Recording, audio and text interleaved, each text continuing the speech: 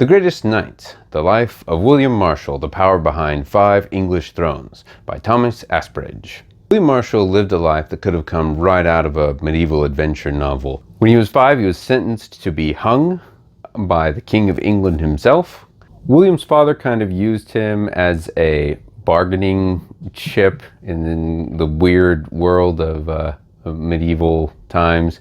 William's father knew that the King of England at the time wasn't very ruthless and kind of called his bluff that he wasn't actually going to execute his 5-year-old. It's kind of weird that he would be like making fun of his enemy, that he didn't have the guts to murder his own 5-year-old son. But that was the medieval world at the time. So William Marshal survived, and he found favor with the new king as he was coming of age. He did this by going off into great battles against the French when he was a young knight and almost got killed several times. And then he became the close advisor of the son of Henry II and the heir to the throne.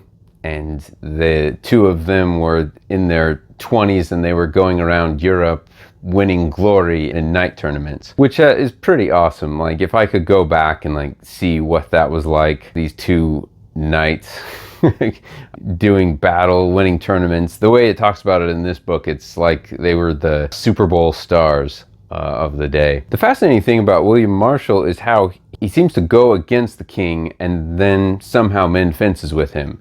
Henry the young king leads a rebellion against his father, and William Marshal is on his side. The rebellion fails, and yet William Marshal somehow manages to get back on the king's good side, even though he was leading a rebellion against him. So he's back on the good side of Henry II. Then Richard leads a rebellion against Henry II, and William Marshal almost kills him for rebelling against the king.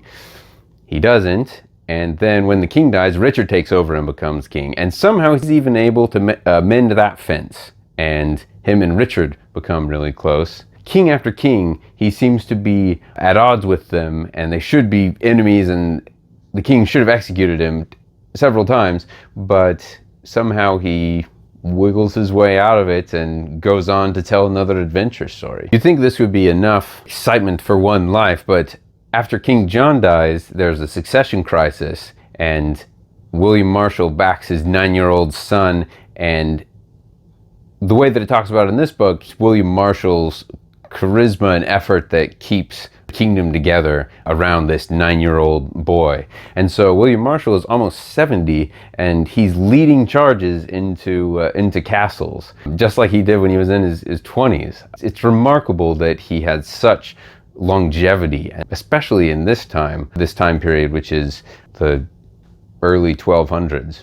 So, long story short, this book was fascinating from beginning to end. It was informative. It was the right amount of being academic to where I felt like I was getting a legitimate source without pandering too much to the hero image that a lot of medieval figures can get. He threads the balance beautifully. I love this book all the way through, and I want to read it again already. So, this is an easy 4.5 stars. If you have any other recommendations, leave them in the comments below.